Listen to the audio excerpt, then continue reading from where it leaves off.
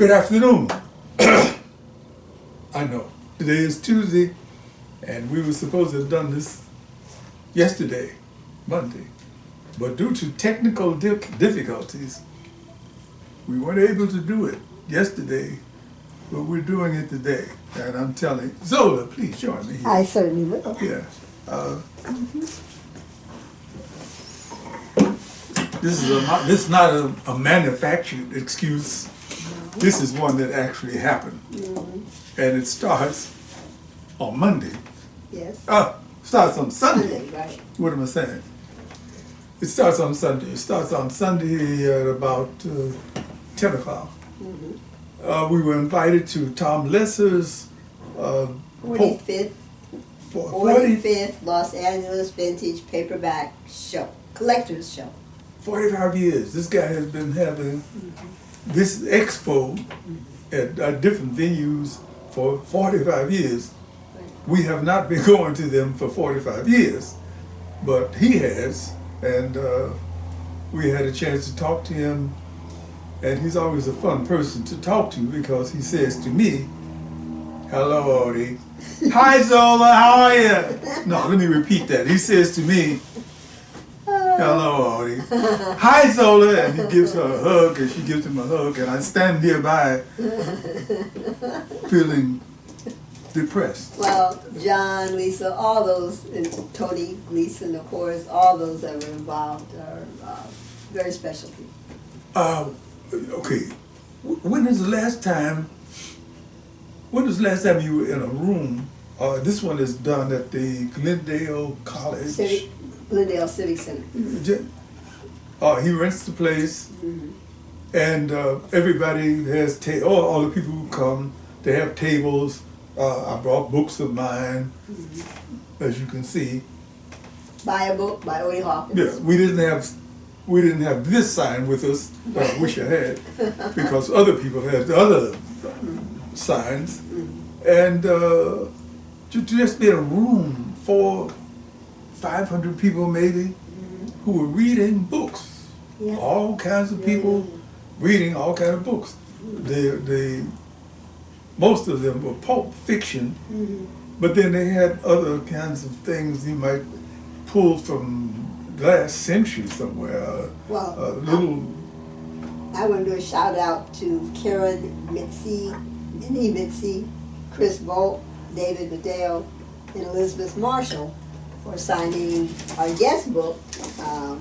Others have signed it in the past, I won't mention them, but thank you for signing, and I'll come by our table and buy a book. And for those who won the flash drives with Odie's radio plays, congratulations.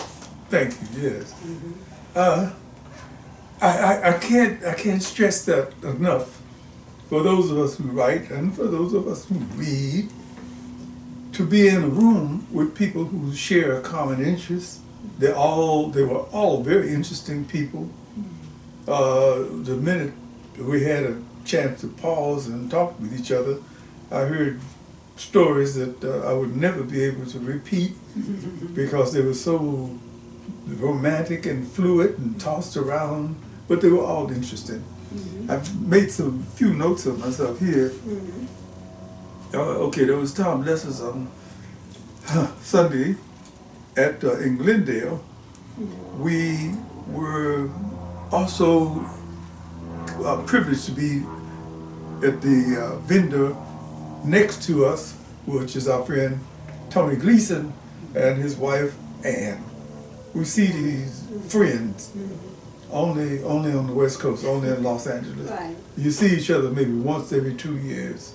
Yeah. The last time we saw Tony and Ann, we were at their house. I think that was a year ago. I think it was. Yeah, it was about a year ago. Yeah, right. Tony had some health problems, like everybody else. Well, like today. all of us. And they invited us up to Pasadena, and we spent a beautiful afternoon. So we're looking forward to the next gathering, which will be sometime when the weather is warming up here. I want to say Tony's new book. He's got a new book. this guy's a fabulous artist, and he's also a writer. When I met him, which is 30-some years ago, closer to 40, all I can remember is that he was doing covers for Holloway House. Okay. I deliberately forgot that for a moment because I tried to blot it out. But he was doing covers, and there was something so interesting and so different about his covers that you had to notice them. This is his latest book. It's called Lawyers, Guns, and Monkeys. Okay, by Tony Gleason, that's Gleeson, and you can purchase it on Amazon. And so for those that are into mysteries, like my friend Lily Hood,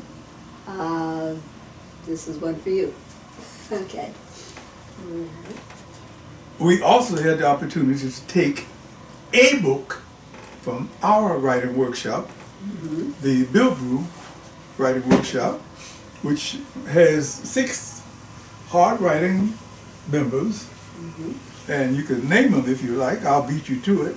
There's Rona S. White, Ron L. Dowell, Patricia Forté,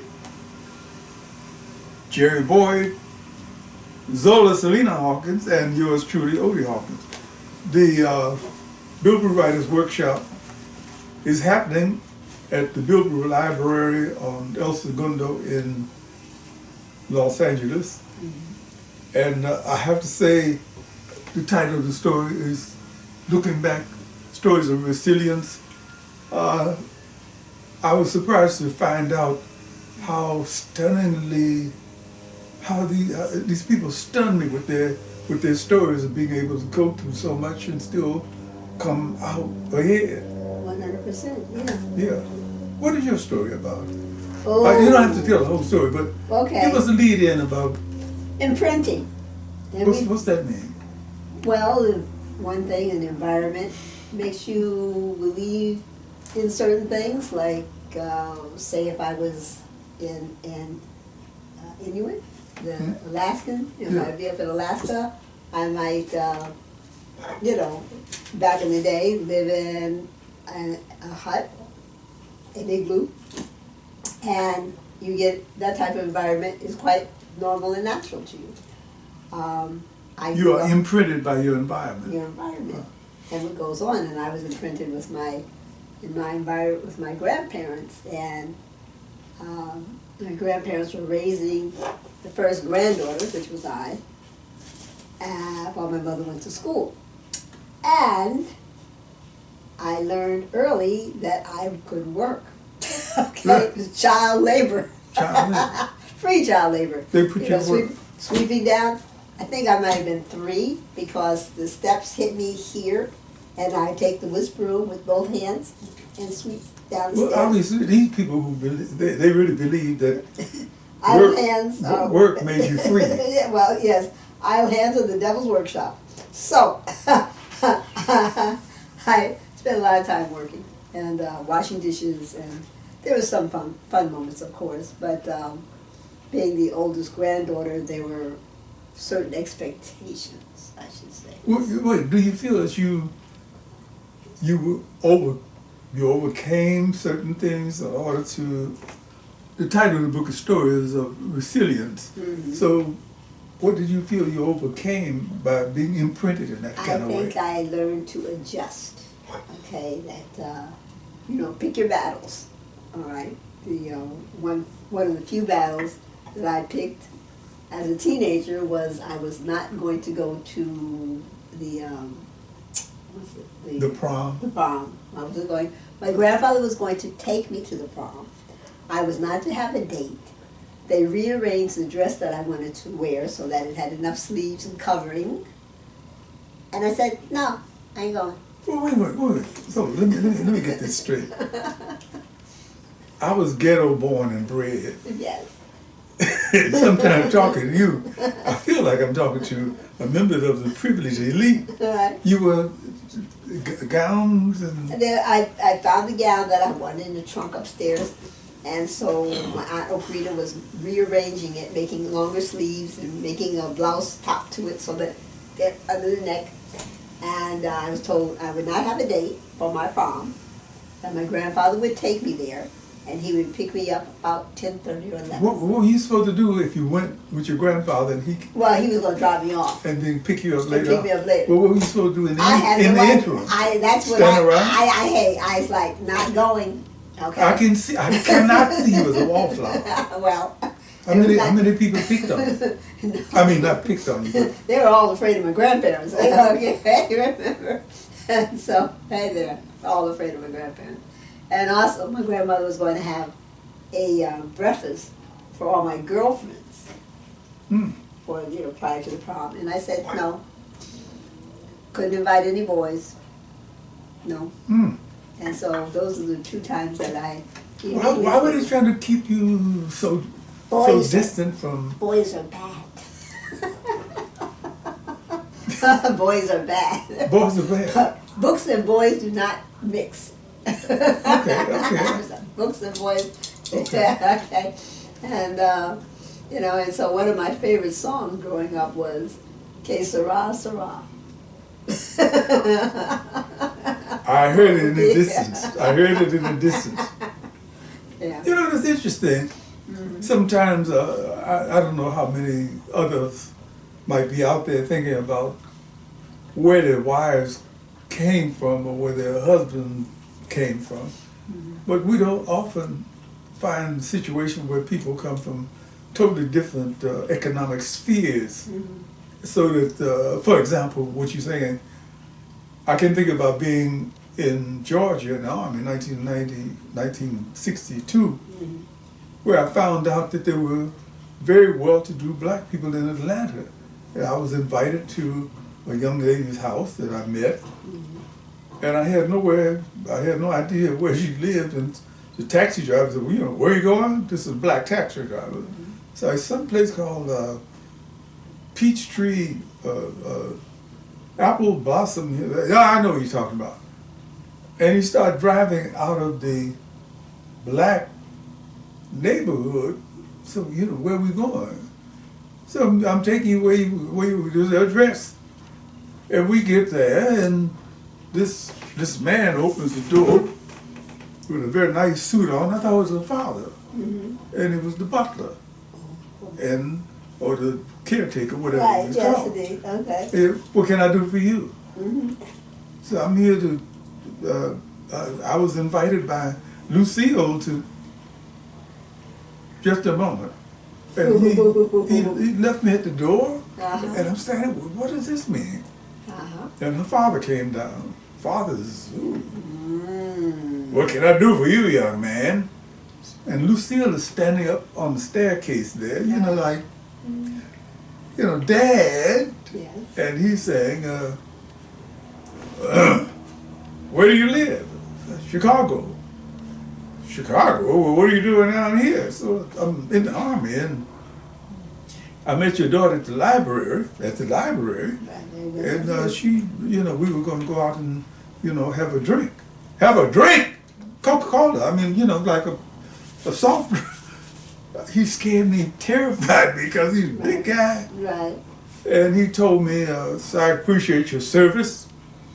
He said, well, you're stationed up at the fort. They called it the Fort Gordon. Yeah, I'm stationed at Fort Gordon. Well, you go back to the fort, and you find somebody that suits your station. Okay. And I, limped away, whipped, beaten. Yes. But I had no, coming from Chicago, most of the people who lived on the south side and the west side, even on the north side, were basically in the same socioeconomic, on the same ladder. There were some uppers, of course. John H. Johnson had a home on Michigan Avenue and so forth, the publisher of what's that magazine called? Ebony. But for the most of us, we were basically the same people.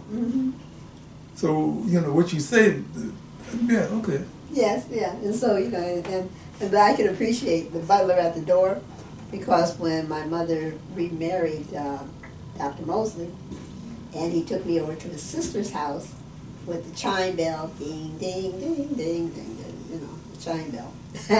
And a woman dressed in a maid's uniform answered the door, and behind her was a stairway that went up.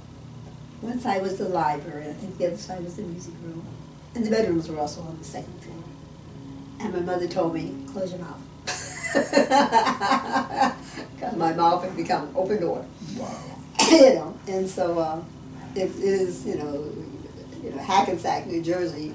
Hackensack, New Jersey? Yes, is not quite upper echelons of Baltimore, Maryland. But you do have you have people with money.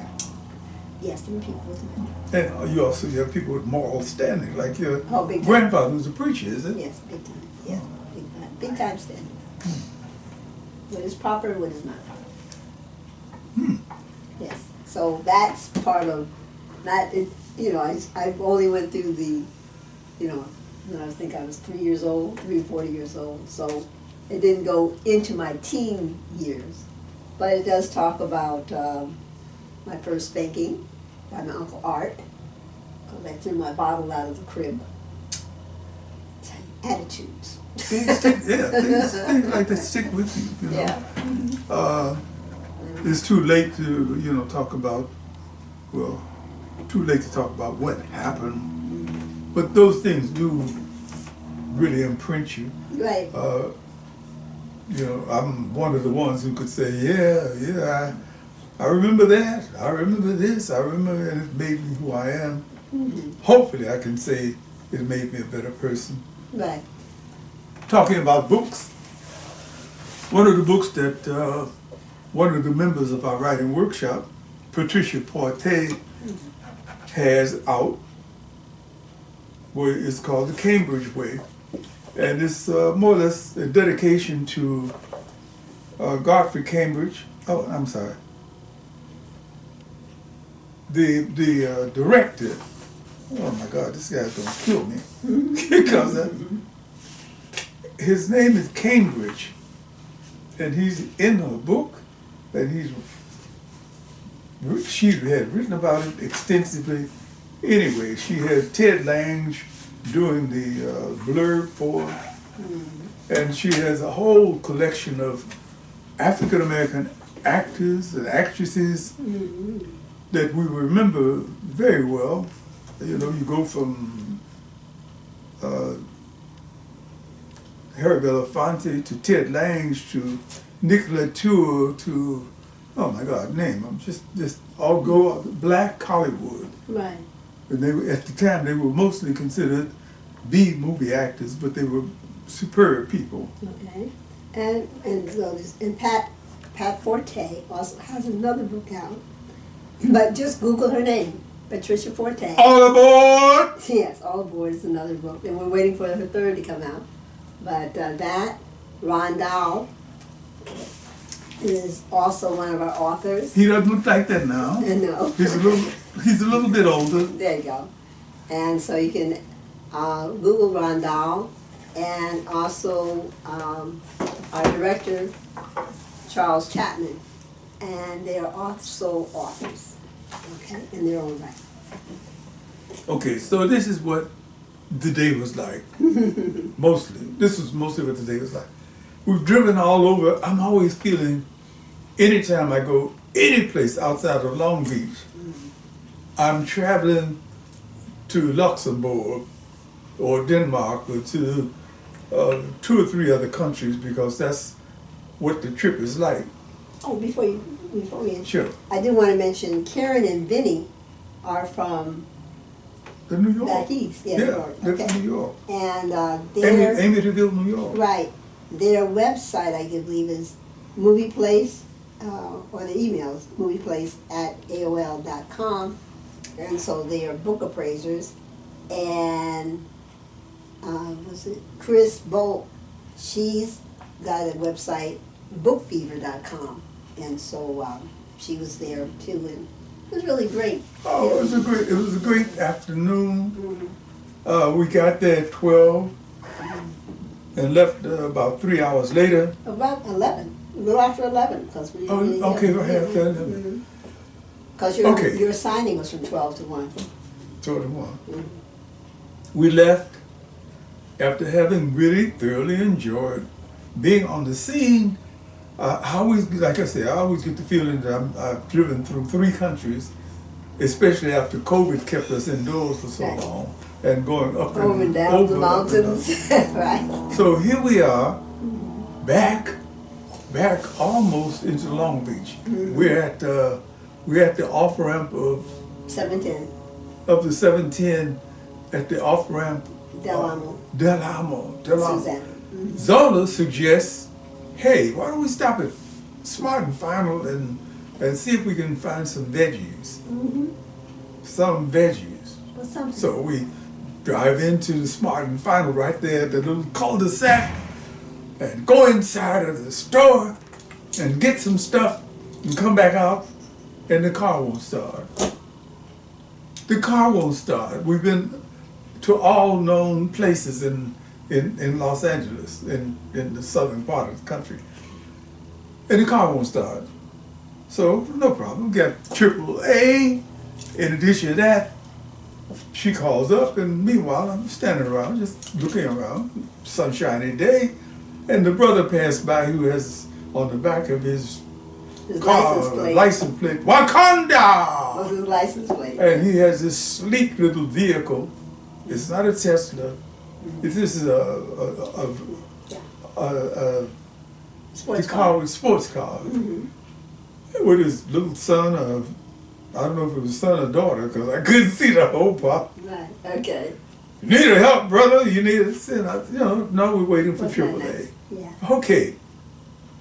A few minutes later, AAA shows up in the form of a man named Juan de la Torre. Juan de la Torre. I hope he's listening to this or watching this from wherever he is, because this guy he's charming.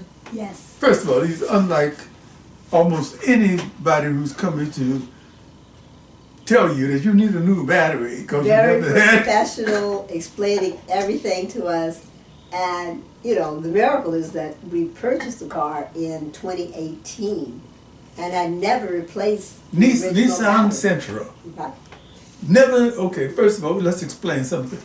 The people who say, okay, I get a new car every year, we've never felt the compulsion to do that because we paid for like 2 cars. Right. And this is the 3rd one.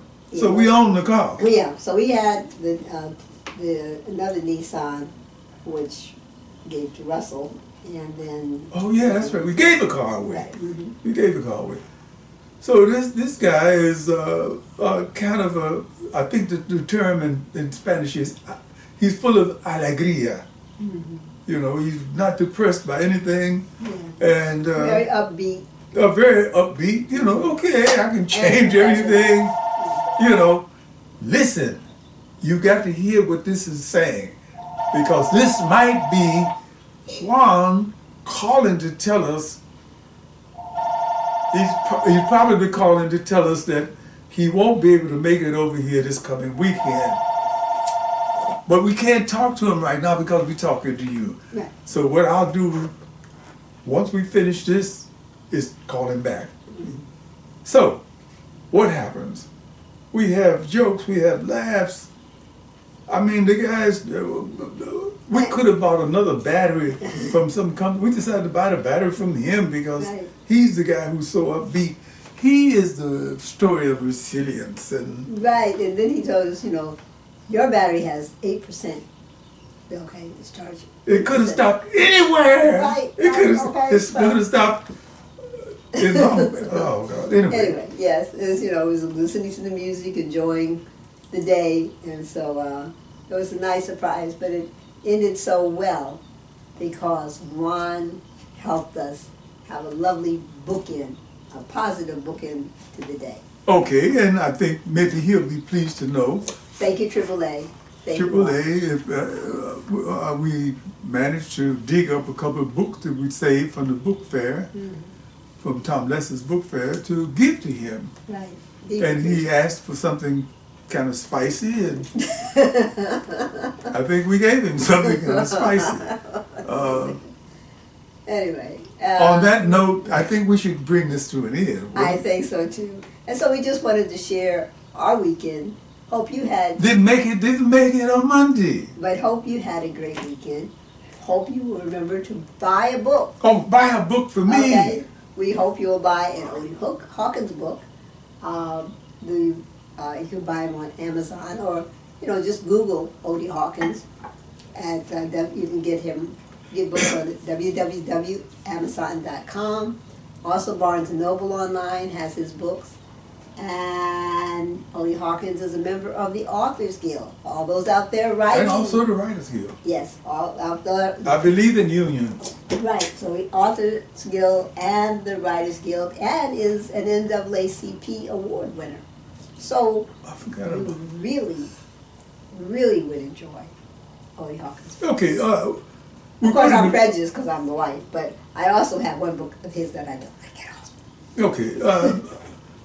We were seduced into doing this little cyber corner sales thing by a very slick friend of mine who said, "Hey brother, you got 38 published books. Why do they keep calling you the underground master?" So there's some people who know me, and then a lot of people don't know me. So why don't you get out there and sell them? So what do you mean sell them? They're saying to me that if you want to have us assist you in selling your books, all you have to do is pay us. And I said, no. He said, well, why don't you do what the fruit sellers do? Why don't you do what the melon sellers do? Why don't you do it on the corner? And we're on the corner. So we're on the corner. All right. Buy a book. Okay. Enjoy life, and maybe even think about writing your own book. On that note, I think we should end this. Okay. Because you're encouraging stories of resilience. Stories of resilience, please. All right. See you next Monday. Yes. Bye now. See you next Monday.